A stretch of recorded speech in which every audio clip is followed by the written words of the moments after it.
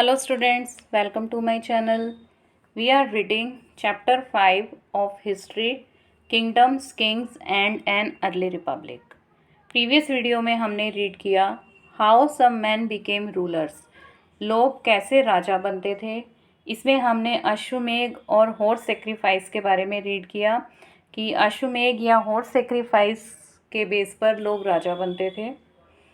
Then we have read about varna. वर्ण क्या होते हैं? वर्ण के अकॉर्डिंगली लोगों को 4 पार्ट्स में डिवाइड किया गया था। इसमें सबसे पहले वर्ण थे वो ब्राह्मण का वर्ण था। सेकंड वर्ण आता था क्षत्रिय का। थर्ड वर्ण में वैश्य या वैश्य आते थे और फोर्थ वर्ण जो था वो शूद्र का बनाया हुआ था। उसके बाद हमने जनपद के बारे में रीड किया कि जनपद कैसे बने। पहले जन से फिर जनपद बने और इसमें हमने कुछ जनपद के बारे में पढ़ा, जैसे पुराना किला दिल्ली में, हस्तिनापुर जो मेरठ के पास है और अतरंजी खेड़ा, इन जनपद के बारे में हमने रीड किया। इसमें हमने एक पेंटेड ग्रेवेयर के बारे में भी रीड किया कि एक पेंटेड ग्रेवेयर था, एक बाउल्स या प्लेट्स होते थे ये, जिनको यूज़ किया जाता था स्पेशल ओकेजन्स पर, स्पेशल लोगों के लिए स्पेशल फूड इनमें सर्व किया जाता था। तो आज हम स्टार्ट करेंगे महाजनपद कि महाजनपद कौन होते हैं। अबाउट 2500 years ago, some जनपद became more important than others and were known as महाजनपद। लगभग 2500 साल पहले कुछ जनपद बहुत इम्पॉर्टेंट हो गए थे बजाय कि दूसरे जनपद के, और उनको महाजनपद कहा जाने लग गया था। Some of these are shown on map 4। इनमें से कुछ जनपद मैप 4 में दिखाए गए हैं। तो देखिए कौन कौन से महाजनपद यहाँ पर शो हो रहे हैं। यहाँ पर देखिए गांधार, कुरु, पांचाल, वैशाली, अंग, तो अवंती, ये कुछ महाजनपद मैप में शो किए गए हैं। Most mahajanapada had a capital city. बहुत सारे जनपद की कैपिटल सिटी होती थी, मीन्स एक सिटी को कैपिटल बना लेते थे ये लोग। Many of these were fortified, और इनमें से बहुत सारी कैपिटल सिटी को फोर्टिफाइड किया जाता था, मीन्स इसके चारों ओर किलाबंदी की जाती थी। This means that huge walls of wood, brick और stone were built around them. इसका मतलब क्या है कि बहुत बड़ी बड़ी दीवारें बनाई जाती थी इन कैपिटल सिटी के चारों ओर, जो कि लकड़ी की, ब्रिक की या स्टोन की बनी हुई होती थी। Forts were probably built because people were afraid of attacks from other kings and needed protection। अब ये फोर्ट्स, किले जो बनवाए जाते थे वो इसलिए बनवाए जाते थे ताकि लोगों को डर रहता था कि कहीं दूसरे राजा उन पर अटैक ना कर दें, और उन्हें अपनी प्रोटेक्शन की ज़रूरत होती थी, इसलिए इन किलों को बनवाया जाता था। It is also likely that some rulers wanted to show how rich and powerful they were by building really large, tall and impressive walls around their cities। और कुछ राजा ऐसे होते थे, दूसरे राजा ऐसे होते थे जो शो ऑफ करते थे, जो दिखावा करते थे कि वो कितने रिच हैं, कितने पावरफुल हैं, और इसीलिए उन्होंने इतनी बड़ी बड़ी बिल्डिंग्स बनाई, इतनी लंबी लंबी इम्प्रेसिव दीवारें अपनी सिटी के चारों ओर बनाई, ताकि वो राजा लोग शो ऑफ कर सकें, ये दिखा सकें कि वो कितने रिच और पावरफुल हैं। Also in this way the land and the people living inside the fortified area could be controlled more easily by the king। और इसके साथ साथ जो जिस एरिया में लोग रहते थे, फोर्टिफाइड एरिया में जो भी लोग रहते थे, उन एरिया के लोगों को राजा द्वारा इजीली कंट्रोल किया जा सके, इसलिए भी ये दीवारें बनाई जाती थी। Building such huge walls required a great deal of planning. और इतनी बड़ी बड़ी दीवारों को बनाने के लिए बहुत ज़्यादा प्लानिंग भी की जाती थी। Thousands if not lakhs of bricks और stones had to be prepared. लाखों ईंटें नहीं तो हज़ारों ईंटें या पत्थर प्रिपेयर किए जाते थे, तैयार किए जाते थे इन दीवारों को बनाने के लिए। This is turn meant enormous labour provided possibly by thousands of man, women and children. अब इतनी बड़ी बड़ी दीवार को बनाने के लिए लेबर भी बहुत ज़्यादा चाहिए होती थी, तो उसमें हज़ारों की संख्या में मैन होते थे, वुमेन होते थे और बच्चे होते थे जिनको एज अ लेबर यूज़ किया जाता था, इन लोगों से काम करवाया जाता था। And resources had to be found for all of this, और इन सब के लिए रिसोर्सेज की भी ज़रूरत होती थी, तो कुछ संसाधनों को भी ढूंढा जाता था। देखिए यहाँ पर एक वॉल दिखाई गई है, फोर्टिफिकेशन वॉल एट खुशाम्बी। देखिए कितनी बड़ी दीवार यहाँ पर बनाई गई है। तो the fortification wall of Kaushambi, this is a picture of remains of a wall made of brick found near present day Allahabad Uttar Pradesh. Present day जो इलाहाबाद है उत्तर प्रदेश में, वहाँ पर इस दीवार के रिमेन्स मिले हैं। A part of it was probably built about 2500 years ago, और इसका एक पार्ट जो है वो लगभग 2500 साल पहले बनाया गया था। तो ये देखिए फोर्टिफिकेशन वॉल खुशाम्बी में ये दिखाई गई है। इस तरह की वॉल्स बनाई जाती थी महाजनपद में।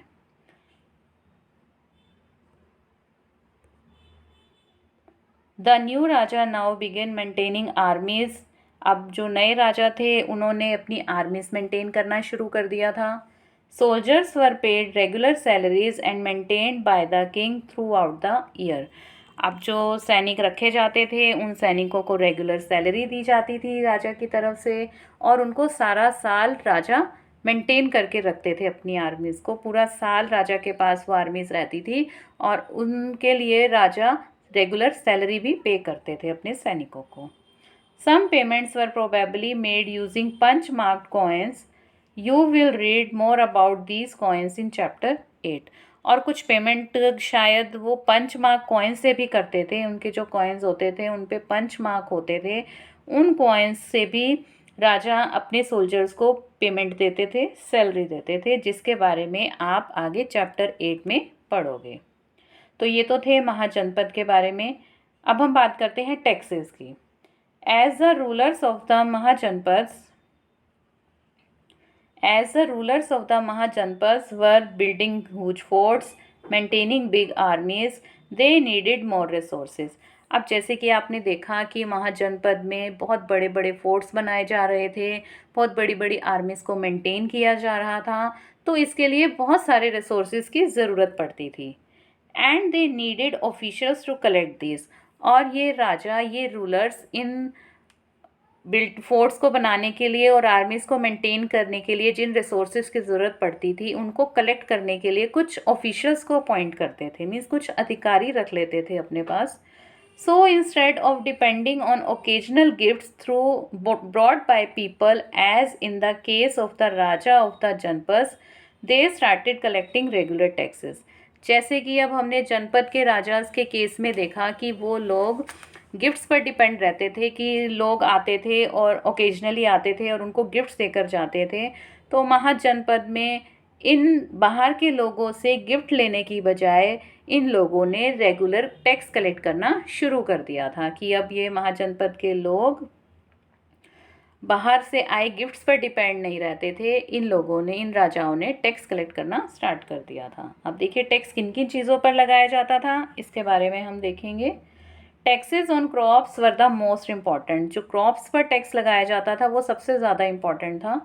This was because most people were farmers. क्यों सबसे क्रॉप्स पर जो टैक्स था वो इम्पोर्टेंट क्यों था? क्योंकि बहुत सारे लोग जो थे वो फार्मर्स थे, किसान थे। Usually the tax was fixed at 1/6 of what was produce. और जितनी भी प्रोडक्शन होती थी उस पूरी प्रोडक्शन का 1/6 पार्ट जो था वो एज अ टैक्स दिया जाता था। दिस वॉज नोन एज भाग और अ शेयर, और इसको भाग या शेयर कहा जाता था, मतलब हिस्सा बोला जाता था, कि जितनी भी प्रोडक्शन हुई है उस प्रोडक्शन का 1/6 पार्ट जो है वो राजा को एज अ टैक्स पे करना है। सेकेंड टैक्स जो था वो क्राफ्ट पर्सनस पर था। There were taxes on craft persons as well. These could have been in the form of labour. अब जो क्राफ्ट पर्सन को टैक्स जो देना होता था वो कैसे देना होता था? तो ये जो टैक्स था वो लोग एज अ लेबर की फॉर्म में टैक्स पे करते थे वो। फॉर एग्जाम्पल, अ वीवर और a smith may have had to work for a day every month for the king. इसका मतलब क्या है? एग्जाम्पल के लिए हम क्या देखते हैं कि एक वीवर, जुलाहा हो गया या लुहार हो गया, वो हर महीने के एक दिन राजा के लिए काम करता था। तो इस तरह से क्राफ्ट पर्सन्स जो होते थे वो राजा को टैक्स पे करते थे, महीने में एक दिन उनके लिए काम करके। Herders were also expected to pay taxes in the form of animals and animal produce. अब herders जो होते थे, चरवाहे होते थे, उनसे एक्सपेक्ट किया जाता था कि वो टैक्स को पे करें इन the form of animals, animals की फॉर्म में या एनिमल प्रोड्यूस के फॉर्म में राजा को टैक्स पे करें। There were also taxes on goods that were bought and sold through trade. और ट्रेड के थ्रू जो चीज़ें मंगवाई जाती थी या जो चीज़ें बेची जाती थी उन गुड्स पर भी टैक्स लोगों को देना पड़ता था। And hunters and gatherers also had to provide forest produce to the raja. अब जो बेचारे हंटर्स और गैदरर्स होते थे, मतलब जो शिकार करते थे और जो अपने भोजन को इधर उधर से इकट्ठा करके खाते थे, उनको भी फॉरेस्ट प्रोड्यूस से जो भी प्रोवाइड होता था वो राजा को एज अ टैक्स देना पड़ता था। अब देखिए यहाँ पर एक क्वेश्चन अराइज होता है, what do you think would have been provided by hunters and gatherers. Hunters और गैदरर्स क्या देते होंगे राजा को एज अ टैक्स, उनको क्या ऐसी चीज़ें मिलती होंगी कि वो राजा को एज अ टैक्स पे करते होंगे। तो ये तो थे टैक्सेस के कुछ फॉर्म से कि किस तरह से लोगों को टैक्स देना पड़ता था राजा को। Then our next topic is changes in agriculture, कि लेटर वैदिक पीरियड में किस तरह से एग्रीकल्चर में चेंज आया। There were two major changes in agriculture around this time. अब लेटर वैदिक पीरियड में दो तरीके थे जिससे बहुत ज़्यादा चेंजेस आए एग्रीकल्चर में। One was the growing use of iron ploughshare. एक जो था वो था आयरन प्लोशेयर को यूज़ करना, मतलब लकड़ी के हल की जगह पर अब आयरन लोहे के हल को यूज़ करना शुरू कर दिया गया था, जिससे प्रोडक्शन बहुत ज़्यादा बढ़नी शुरू हो गई थी।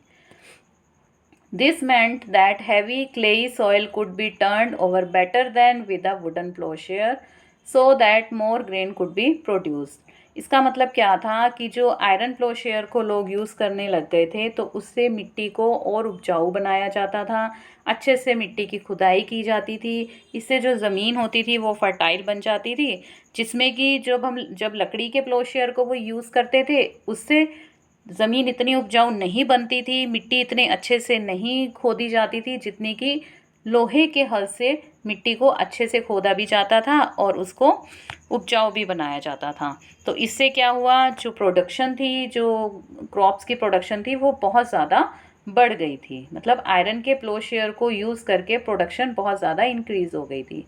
और जो सेकेंड था चेंज एग्रीकल्चर में वो क्या था कि पीपल बिगेन ट्रांसप्लांटिंग पैडी। लोगों ने ट्रांसप्लांटिंग पैडी को शुरू कर दिया। ट्रांसप्लांटिंग पैडी क्या होता है, धान के पौधों का रोपण। इसमें क्या था, this meant that instead of scattering seed on the ground from which plants would sprout, saplings were grown and then planted in the fields. इसका मतलब कि जैसे लोग पहले ग्राउंड में बीजों को बिखेर दिया करते थे, इसकी बजाय लोगों ने छोटे छोटे प्लांट्स उगाने शुरू कर दिए और फिर वो प्लांट्स जब थोड़े से बड़े हुए तब उन प्लांट्स को अपने फील्ड्स में उगाना शुरू कर दिया। This led to increase production as many more plants survived. इससे जो प्रोडक्शन था वो बहुत ज़्यादा इंक्रीज़ हो गया था क्योंकि ज़्यादा से ज़्यादा प्लांट्स सर्वाइव करने लग गए थे, ज़्यादा से ज़्यादा प्लांट्स अब जीवित रहने लग गए थे। However it was back breaking work. और हालांकि जो ये वर्क था ट्रांसप्लांटिंग पैडी का जो वर्क था ये बहुत ही लेबर वाला वर्क था, कमर तोड़ काम था, इसमें बहुत मेहनत लगती थी ट्रांसप्लांटिंग पैडी को करने के लिए। Generally slave men and women, dasas and dasis and landless agricultural laborers kamkaras had to do this work। और ट्रांसप्लांटिंग पैडी के लिए स्लेव्स को यूज़ किया जाता था जिसमें मैन या वुमेन होते थे, दास या दासी कह लो आप उनको, और लैंडलेस एग्रीकल्चरल लेबरर्स होते थे। लैंडलेस एग्रीकल्चरल लेबरर्स कौन होते हैं, ऐसे लोग जिनके पास अपनी लैंड नहीं होती एग्रीकल्चर करने के लिए, वो दूसरों की लैंड पर काम करते हैं, उनको लैंडलेस एग्रीकल्चर लेबरर्स कहा जाता है या कम्मकारा कहा जाता है ऐसे लोगों को। तो जनरली जो स्लेव्स होते थे जिनमें मैन और वुमेन आते थे, लैंडलेस एग्रीकल्चर लेबरर्स आते थे, ये सभी लोग ट्रांसप्लांटिंग पैडी का काम करते थे। So here our part 2 is completed. Next part we will read in our next video. Till then, thank you students.